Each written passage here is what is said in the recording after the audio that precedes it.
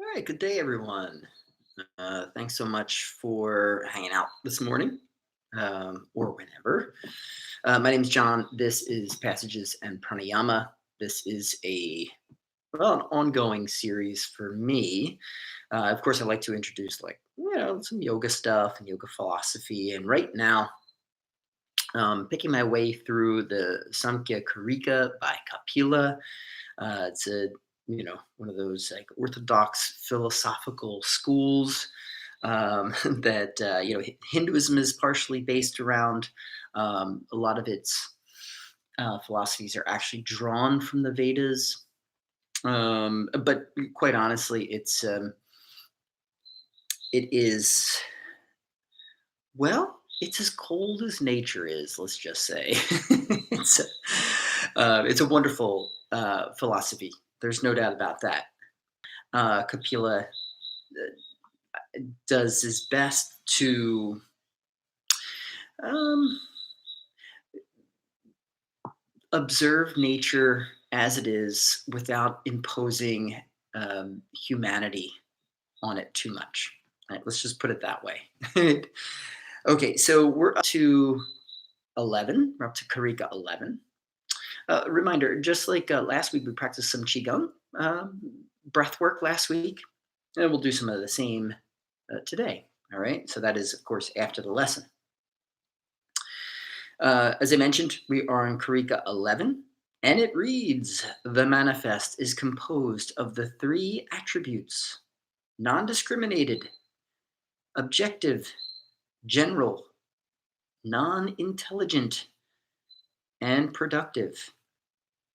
So also is nature.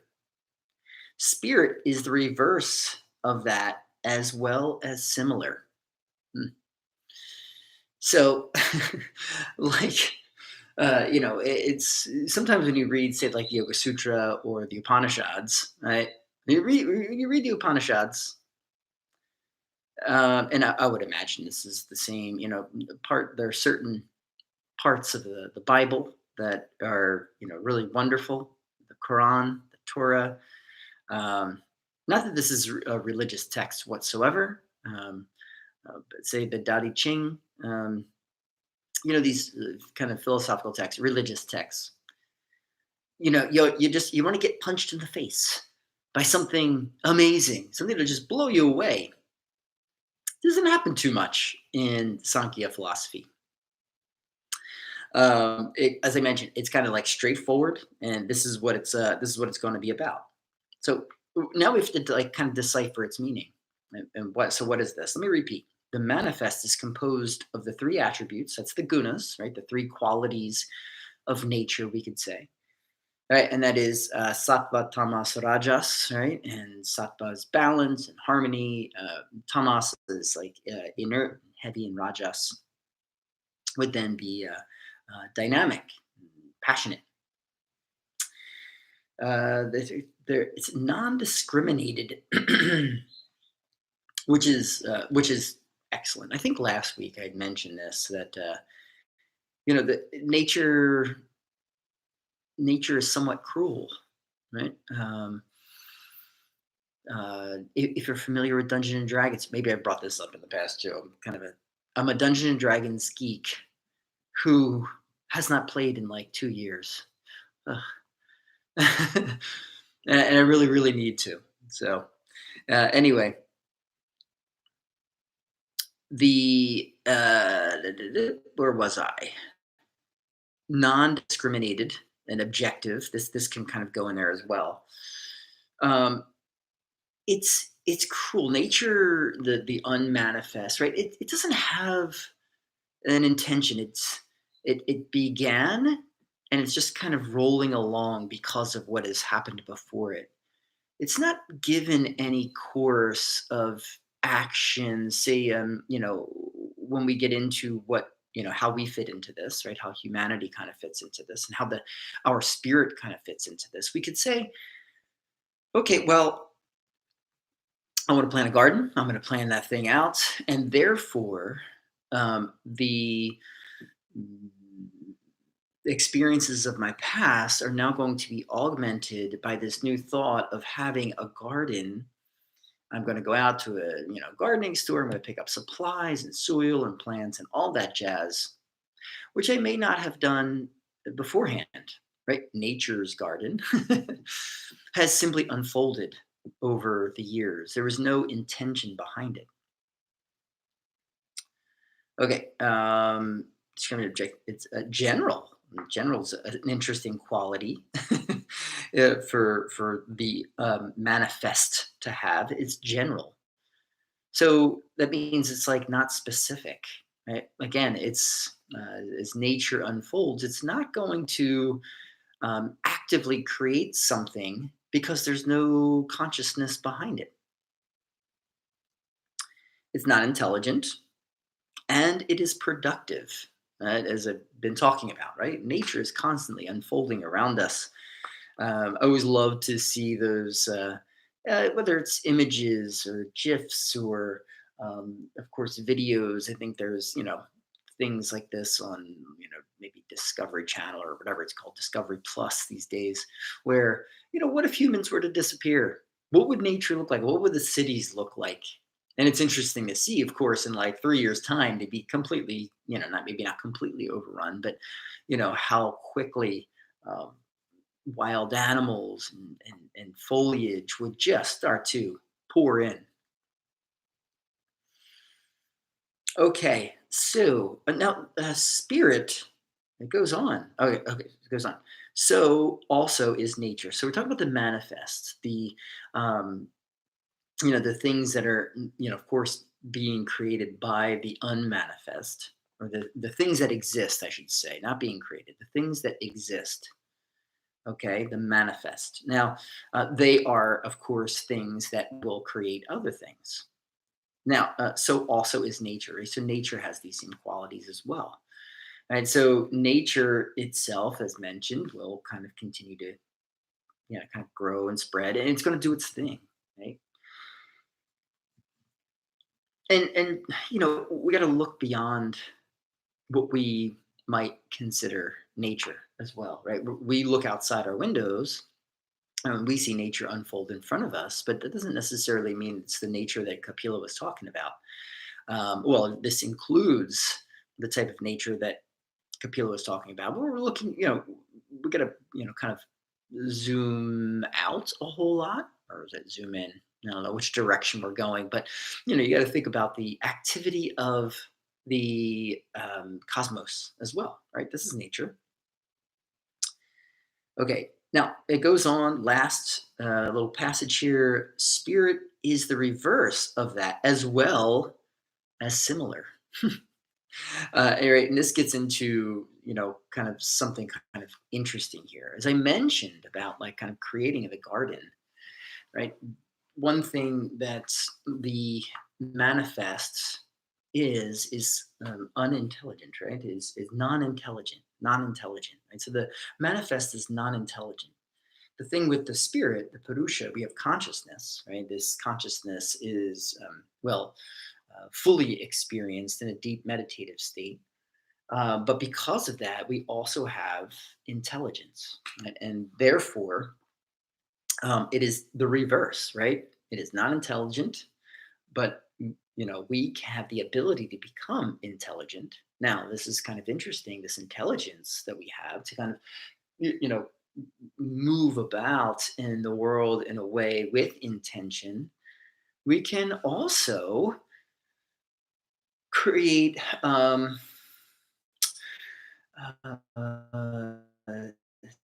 the container of non-intention, right? Of non-intelligence.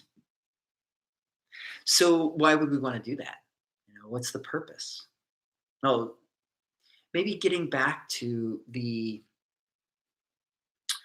um, in an attempt to get back to the source, in an attempt to transcend, right? This is like an interesting concept here. This idea of transcendence. We're transcending something like our own intelligence in an attempt to return to the to nature, right? To manifest, to the unmanifest, to return to this space that only the spirit can occupy, right? And in that place, that is where, if you're a yoga practitioner, this is kind of like where yoga is. It's quiet. There's no, idea of what is intelligent or what is non-intelligence. So, we move beyond that which what we've come to define ourselves as. All right. Now, do you want to read this excerpt from Brahmarishi Vishwatma, and he explains this passage, this Karika.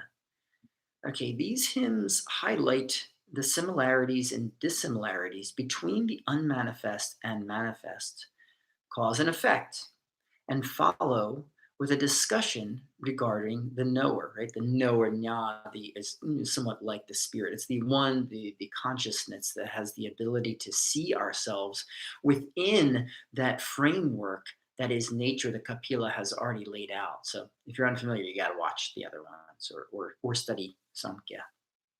The knower, spirit, or Purusha is different from both cause and effect. The knower is sentient, conscious, and discriminative. Spirit does not consist of the three attributes and is not productive. Spirit is not a cause, nor is it an effect of anything. It is perfect, full of knowledge and its discriminative power. Purusha is not an object of any sense, but the subject and enlightener of all the senses, which I love. I think that's a great passage. I'll repeat that. Purusha is not an object of any sense, but the subject and enlightener of all the senses. Nature is insentient, nature is insentient, while spirit is sentient. Nature is without consciousness, and spirit is consciousness, as I've just mentioned. Nature is productive, producing intellect, ego, mind, the five tanmatras, the five cognitive senses, the five active senses, and five primordial elements. Spirit does not produce anything, but both unmanifest nature and spirit are eternal, all pervading, one, and unchangeable truth. They are both without a cause, which is, what a beautiful way to put it, right? That last line there, the second to last line. No, let's go back to the third to last. Spirit does not produce that. Okay, both unmanifest nature and spirit are eternal, all pervading, one, and unchangeable truth. They are both without a cause. Now, Kapila is kind of giving a nod here to kind of like a dualistic system of sorts, but it isn't, right? So, even though we're kind of separate from the other workings of nature, we are also a part of it. Which is one of the reasons why I love Samkhya philosophy so much. And the same will be true for Visheshika when I get to that. Another wonderful philosophical system that relies largely on, a deep understanding of nature, right? And the same with Taoism. Okay. But both unmanifest nature and spirit are eternal, all-pervading, one, and unchangeable truth. They are both without a cause. All right. So part of it, right? We are the further and further away we move ourselves from nature, the more likely we are to grow unhealthy, right? Things like anxiety and fear and start to kind of stir within us. So mental and physical illness might befall us the further away from nature we actually get. And it's not as if it's a requirement to get outside, but I suggest, get outside, enjoy nature. But at the very least, maybe it's about going inside, right? Because all that is, nature is actually within us. So why don't we get to that? All right. So we'll do our breath work and our short meditations. Today, as I mentioned, I'm going to do a little bit of Qi Gong. Just zoom back a little bit here. We're going to use the arms again. So pretty simple stuff. Last week we worked on these interlaced fingers stuff. All right. So today, somewhat similar. Right. We're just going to be breathing. Let's see if I can get up to this action here. Down. All right. So very simple, right? We start with our hands in our lap and we'll be inhaling, breathing upwards, exhaling as if I'm pushing away. Inhale, back, arms back. Exhale, return the hands to the lap. Palms are up. All right. So my palms are up in my lap. All right. Sorry, you can't see that. I take an inhale, I raise my hand towards my heart. I exhale, I push away around the spine a bit, right? So it's a little cat shape for those of you who practice yoga. As I inhale, I swim. It's like a breaststroke. I swim back, find a little bit of cow shape in the spine, and exhale, return the hands to the lap, palms face up. So it's a 4-part breath. All right. Inhale, exhale, inhale, exhale. I'll repeat. All right. Inhale, exhale, inhale, exhale, inhale, exhale. I'll repeat. All right. Inhale, exhale, inhale, exhale. Okay. Remember, get the spine involved a little bit as well. Okay. So there's like kind of that cat cow thing going on really through each part of this. Let's do it. Sit tall. If you'd like your eyes closed, it always kind of works a little bit better. Ears, shoulders, and hips align. Remember, if you happen to lose rhythm to the practice, don't worry about it. Just go at your own pace. Hands are in our lap, palms are face up. Let's take first, just inhale. And then just exhale. And then we'll begin. Inhale, hands raised. Exhale, and push away. Find that cat shape. Inhale, let's swim forward. Find the cow shape in the spine. Exhale, return your hands to your lap. Inhale, arms rise. Exhale, push.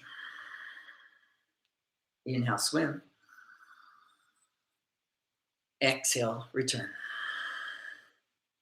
Inhale, rise. Exhale, push. Inhale, swim. Exhale, return. Inhale, rise. Exhale, push.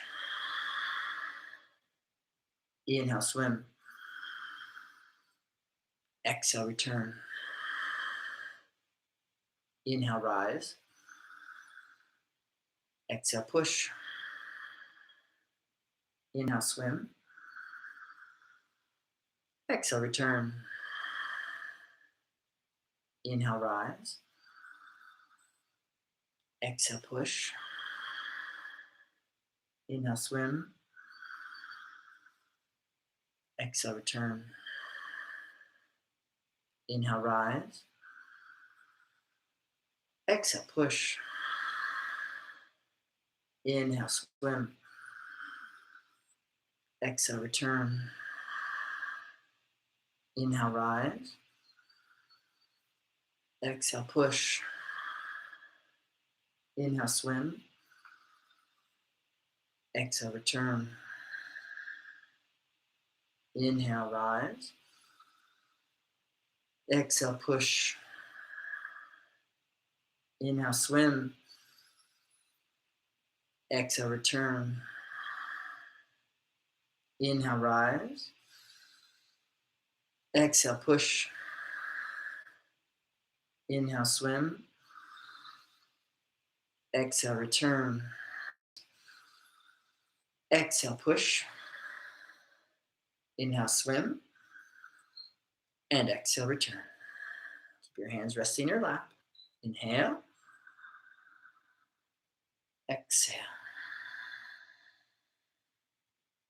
Inhale. Exhale. Inhale. And then exhale.